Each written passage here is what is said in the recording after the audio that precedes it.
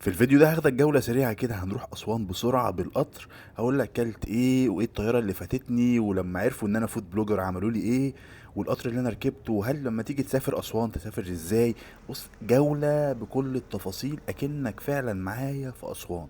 فيلا واحدة واحدة كده، اعمل لك كوباية شاي. فيديو طويل شوية بس صدقني ممتع جدا. يلا بينا نخش. انا كنت مسافر مشارك في مؤتمر، المهم الحجز بتاعنا كان من محطة بشتيل. انا استغربت من الاسم، انا كنت فاكر محطة مصر، لكن لما رحت محطة بشتيل عايز اقول لكم اجمل وانضف محطة ممكن تشوفها في حياتك. انا اتفاجئت من المنظر، اتفاجئت من النظافة، من الحلاوة. اتبسطت جدا، حسيت ان انا فعلا مش في مصر. حتى ما دخلت الحمام كان لازم اصوره. بصوا منظر الحمام، ما تحسش خالص ان انت في محطة قطر. بجد نضيفة جدا جدا. هنا كنت رايح خلاص على القطر، اول لما خرجت على الرصيف وشفت القطر الاخضر الجميل ده، رجعت. انا قلت الدنيا مش هتبقى احسن حاجه. المهم دخلت الاوضه، يعني بصراحه انا اول مره اسافر قطر نوم. الدنيا لذيذه، قشطه شغال. دي في مرايه وفي زي حوض في نفس الاوضه. طبعا بيبقى الدور اللي تحت كنبه والسرير، يعني الاوضه فيها سريرين. الكنبه بتتفرد، والرف اللي فوق او الدور اللي فوق برضه بيتفرد سرير، بيبقى فيه سلم لو الشخص اللي هيطلع فوق او الكلام ده. ده حوض، ده الحوض اللي انا بقول لكم عليه.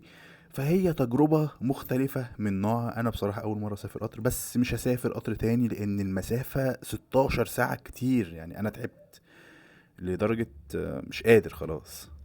حاطين زي باكت كده فيه شامبو وفيه معجون سنان وفرشة سنان، غير كمان في فوطة لو انت هتستخدم فوطة او حاجة. فهي لفتة جميلة جدا منهم. اهم حاجة بعد ما خلصت الفيديو ده على طول هوب لقيت العشاء داخل عليا.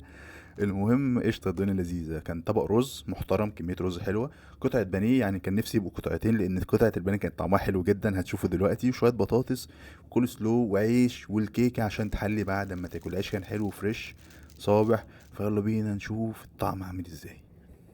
في باكت كده، في معلقة وفي شوكة وفي سكينة وفي منديل مبلل وفي منديل عادي وفي ملح وفي خلة. فبصراحة يعني حلو حلو ان ده في قطر، فالدنيا لذيذة بصراحة. يعني على الأقل قدموا لنا حاجات ناكلها. الطيران اللي انا رجعت بيها تشوفوا قدموا لي ايه. دي معلقة، شوكة، سكينة. المعلقة ضعيفة شوية بس الدنيا لذيذة. كمية الرز حلوة جدا. فيلا بينا وبسم الله، ودي أجمل لحظة أنا بحبها. ودخلت على الرز. الرز حلو، طعمه حلو بس مش قوي، يعني في احلى بصراحه، او يمكن كان بارد شويه. العيش تحفه، فريش جدا. والبانيه، قطعه البانيه بصراحه تتبيلتها حلوه، طعمها لذيذ. حتى انا بقول لزميلي يلا نخش وناكل. بصراحه لا، البانيه حلو جدا. وانا داخل القطر اساسا داخل عند الكباين، اتزنقت بالشنط بتاعتي، الحاجات وقعت مني، فانا هوريها لكم اهي من غير الشنط. بصوا المنظر ده. المفروض الطرقه اللي انت هتمشي فيها كل اللي على اليمين دي اوض. ده الحمام، ده الحمام. بص المنظر، يعني بسيط جدا. هو غريب جدا اساسا. انا كنت عايز اصور لكم القعده بس ما رضيتش. افتكرت محمد هنيدي في فول الصين العظيم، انا اتشفطت يا جدعان. دي الكافيتيريا. عايز اقول لكم انا قضيت 90% من الوقت فيها بسبب ان انا مش عارف انام في الاوضه. كميه ساعه وكميه هز وكميه تخبيط، مش عارف انام. ده كان الشروق بتاع اليوم اللي هنوصل فيه. رحت رايح قاعد، كنت مبسوط. هيدفوني في ودني، بسمع اغاني، طلبت نسكافيه وقاعد بشرب يا باشا ومتكيف. فدي كانت تجربة. طبعا الفطار يبقى القطر بيبقى بعشاء وفطار. هنخش نفطر ويلا بينا نفطر. الفطار وصل. عبارة عن ايه بقى؟ عيش، عيش تاني، واحد فوكس، والخير هنا بقى مربى وجبنة مثلثات وجبنة فيتا، بيتزاية، كيكاية. يعني فطار لذيذ.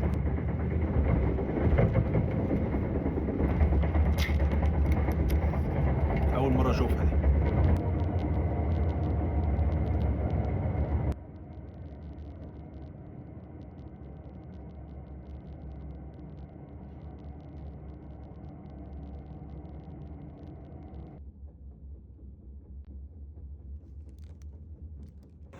هنا كنا وصلنا الحمد لله بعد 16 ساعة، وصلنا أسوان. الأتوبيس كان مستنينا، المفروض هو اللي مودينا لحد الباص الفندق. أنا كنت وهنروح فاكر الفندق الفندق عادي. نريح. اللي اكتشفته إن الفندق في وسط الباص باعنا ونزلنا، شكلنا بقى ناخد مركب عشان نروح الفندق. الفندق في نص النيل، فشكله هيبقى جامد قوي. هنا احنا واحنا داخلين، احنا المفروض عدينا زي من مركب كده لمركب اصغر عامله زي الفلوكه عندنا في القاهره. الفلوكه دي كانت سبب ان الطياره تفوتني بجد. انا هحكي لكم، بصوا كل حاجه بالتفاصيل. انا بحب ان انا كده اقعد ادردش معاكم، فانا هحكي لكم كل حاجه بالتفاصيل، وعارف ان انا طولت عليكم بس صدقوني كان لازم انقل لكم التجربه زي ما هي. دي كانت سبب ان انا اتاخر على القطر. ازيك؟ كويس. عامله ايه؟ كويس. تاخديني لفه؟ ها؟ هتاخديني لفه؟ ماشي. ده واحنا خلاص اتحركنا ورايحين ناحيه الفندق.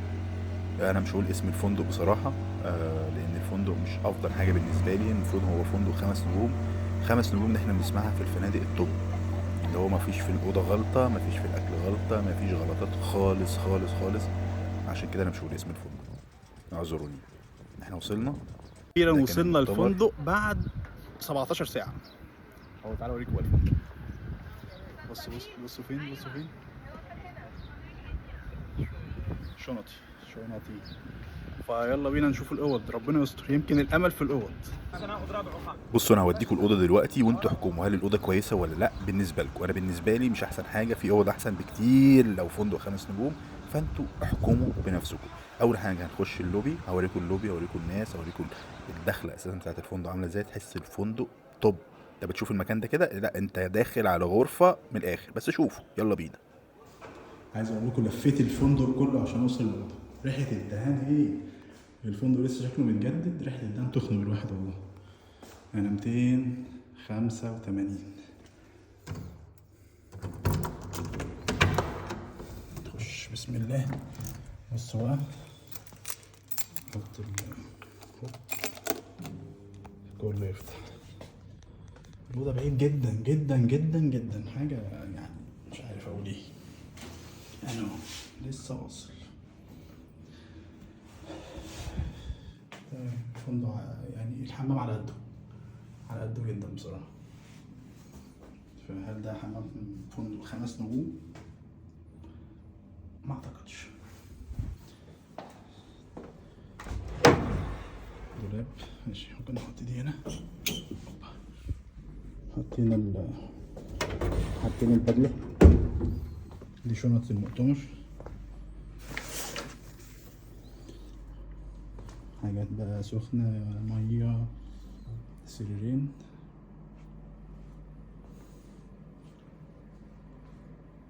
شاشة، شغال. أحلى حاجة الفيو، بس المشكلة إن هو بعيد أوي عن الفندق. بعيد أوي عن الفندق. يعني ادينا قاعدين. بص انا فين. بصوا الفندق فين. مش عارف هتشوفوه ولا ايه.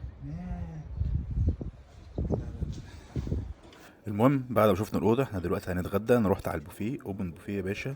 بس الاصناف اللي محطوطه لك انت هتشوف قدامك اهو، لحمه او كباب حله وفراخ، ده البروتين، وشويه سمك مقليين، ده البروتين. شويه خضار، شويه بطاطس بالبشاميل، شويه سلطات كتير.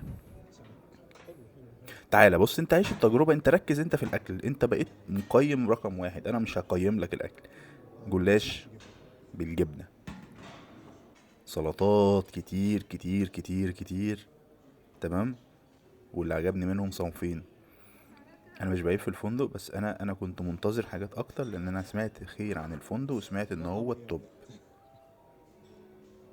فيلا بينا نجرب الاكل واحده واحده. يلا بينا. دي اول حاجه، كباب الحله. حلوه لذيذه، مش وحشه، شغاله بالنسبه لي، قشطه.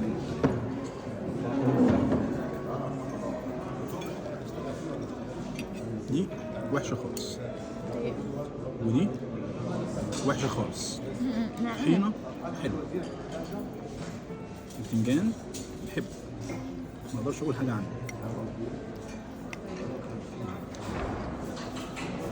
تعالى بقى ندوق الفراخ دي.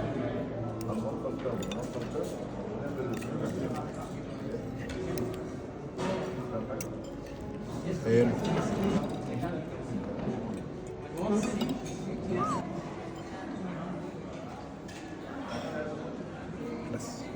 ده انا صحيت تاني يوم على الفيو الجميل. بصراحة الفيو اكتر من رائع. يعني اللي كان مصبرني عن اليومين هو الفيو ده، تصحى تفتح تبص على المنظر ده. رحت عشان افطر. تخيل بقى تصحى الصبح تفطر على الفيو ده. بص بص بص، يعني الفندق اهو، الفيو وانا هناك اهو وعيش. لا بجد الفيو ده مليون جنيه، بعيدا عن الفندق بقى ان هو مش احسن حاجه، بس بالنسبه لي يعني. بس هنا الدنيا واو. انا متجه للبحث. دعواتكم انا مش عارف انا داخل على ايه، بس بقول لكم احنا جامدين قوي قوي قوي ان شاء الله يعني.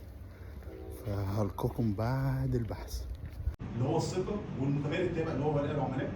غير كمان ان مفيش بحث اتكلم في جزئيه المطاعم او الفنادق بشكل منفصل واستخدم التسويق المؤثرين. يعني احنا عندنا الفجوه دي، فبحاول في البحث ان انا اسد الفجوه دي.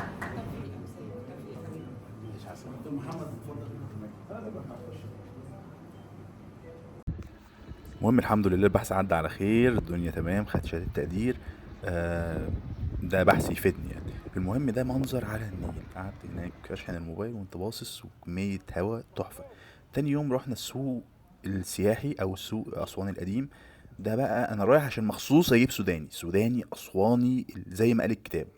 دورت كتير قوي لحد ما اكتشفت احسن مكان هناك بيعمل سوداني. يعني انا عديت على كل المقله اللي هناك، جربت من هنا ومن هنا ومن هنا لحد ما استقريت. السوق ده بقى فيه حاجات تذكاريه كتير جدا، حاجات من اسوان انت ممكن تاخد هدايا وانت راجع القاهره، او لو انت مسافر بره مصر الدنيا لذيذه. معظم الحاجات طبعا هاند ميد. فانا مبسوط يعني، اتبسطت بالجوله. هي كانت جوله حره، انطلق مع نفسك.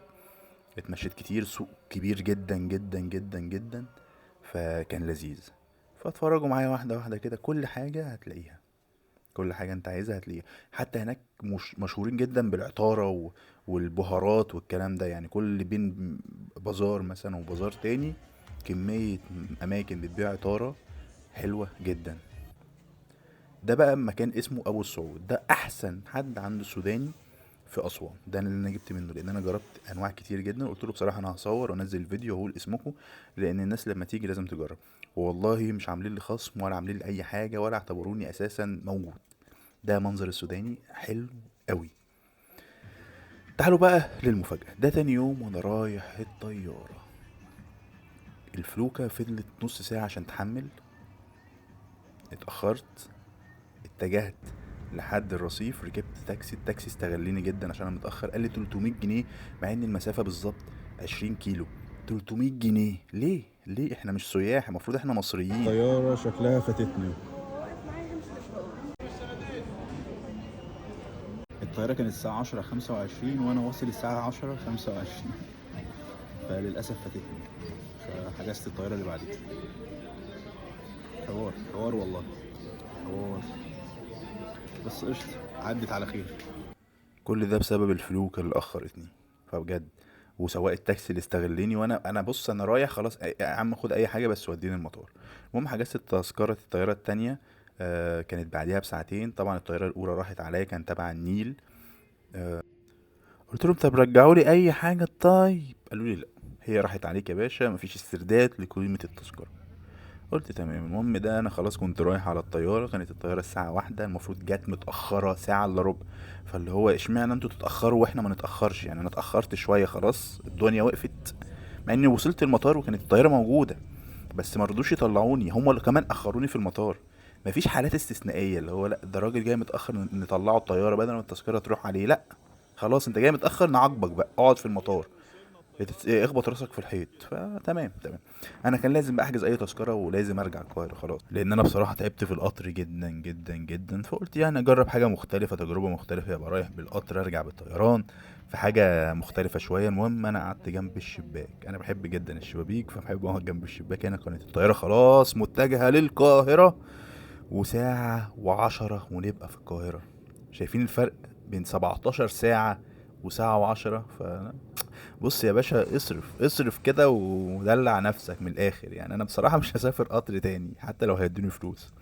هنا كنا وصلنا خلاص مطار القاهرة، كنت راكب الباص ورايح على المطار نفسه. اشوفكم فيديو جديد، كان معكم حسام حسن، سلام.